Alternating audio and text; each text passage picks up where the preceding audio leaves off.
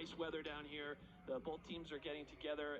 It's the first game for UVM, and they're going to be able to, I think, really put up a good showing here against the Blue Devils. So up for an exciting game. And it's going to be a very interesting matchup at the Faceoff X. Jake Naso and Tommy Burke, as Naso wins it right away. And Duke has the opening possession in the home white uniforms. Vermont in the green. The first of the year for the Catamounts, and beats Kenny Brower to the cage. And Vermont, in a game after in which Duke got 10 goals in the first 9.5 minutes, the Catamounts on top.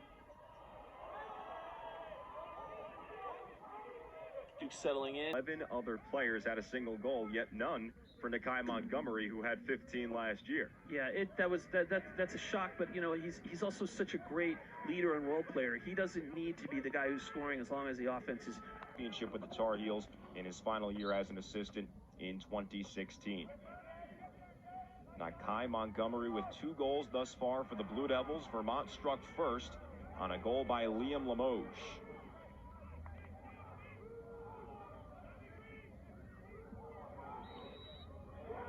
Possession awarded to Vermont after the Catamounts lost the opening 3 faceoffs. You know, what have you made of making that kind of transition? Wow, Ryan Cornell. Give that man an assist. And we are tied up at 2.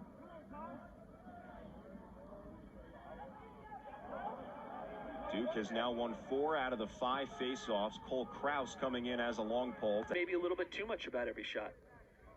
It was certainly a tumultuous path for Vermont to get down to North Carolina. The initial plan for the Catamounts was to be in Durham by Friday, and instead they got to Durham late Saturday night. A couple of flights changed. They were supposed to go to New Hampshire rather, in Manchester.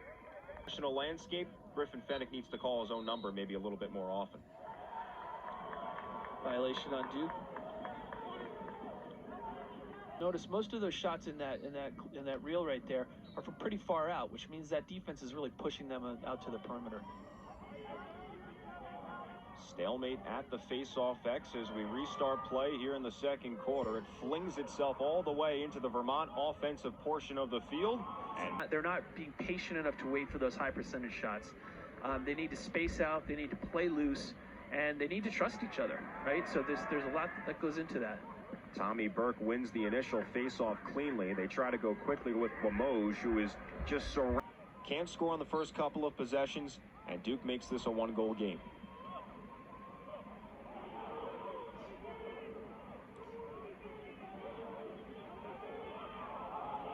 Cole Krause flips it forward. And the Catamounts have the ball. They lose it, though. That was Colin Sharkey. And Sticks' bodies flying all over the place, and finally Garrett Ledman has complete control for the Blue Devils. Next to his mouth, and he said, "I'm trying to get the ball more to Brennan O'Neill." I think that's a smart move. Yeah, I mean, you know, they have an embarrassment of riches on offense. They really do. But Brennan O'Neill is the guy that, you know, this year has in the first half today, we're seeing in half number 2. Yeah, and you know, transition is really about, you know, anticipating where you need to be. Goalie. Off the face-off, Vermont tries to go quickly. Burke in front. McCormack is halted by Adler. Adler's coming up big. He's feeling it right now. He's feeling the team that scored 10 goals in the first half against Robert Morris. Nakai Montgomery, the latest goal scorer. He has 3 today. At just 15 all of last season. And Vermont with a deficit of 3. They do have the advantage in the face-off department, and they win yet another. It's near his ear as opposed to a little bit further out. You know, it depends. You know, that was a cross-cage shot. So for Lully, it's been seamless. This complimentary attackman, he's suited for behind the cage, and he shows off his prowess there. Cormack, create individually, shoot off the run. We saw it right there, and the Catamounts down by 4.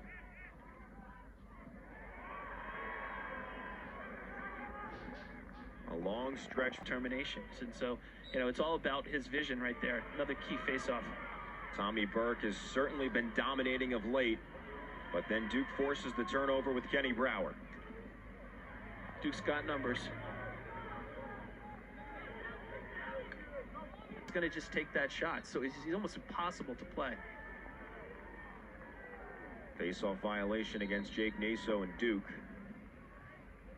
High percentage shot for these guys. Another face-off win.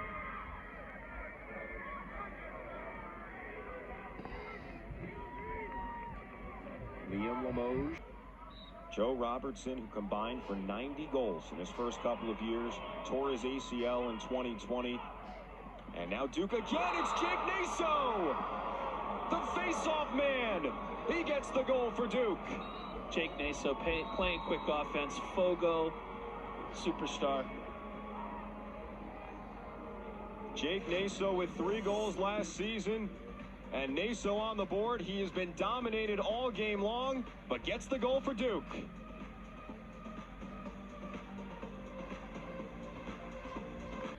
In the entirety of the game, can we score 5 or 6 to knot it up and go ahead in the remaining 7? So the clock can become the enemy right here. We saw this Blue Devils team with 10 goals in the first 9.5 minutes in the win over Robert Morris on Friday night. Just 2 goals in the first half. They've exploded for 10. You know, every time I start to think that you become more attack-focused, then you've got a guy like Nakai Montgomery who they invert and they roll behind the goal.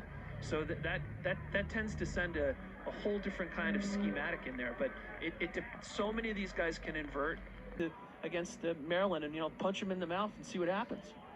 And both of these teams, their seasons ended with losses. I mean, he really does. You know, when LeBron first broke in, it was the same kind of questions. Like, how are we supposed to defend against this guy? Now, he was touted as the next Zion Williamson, but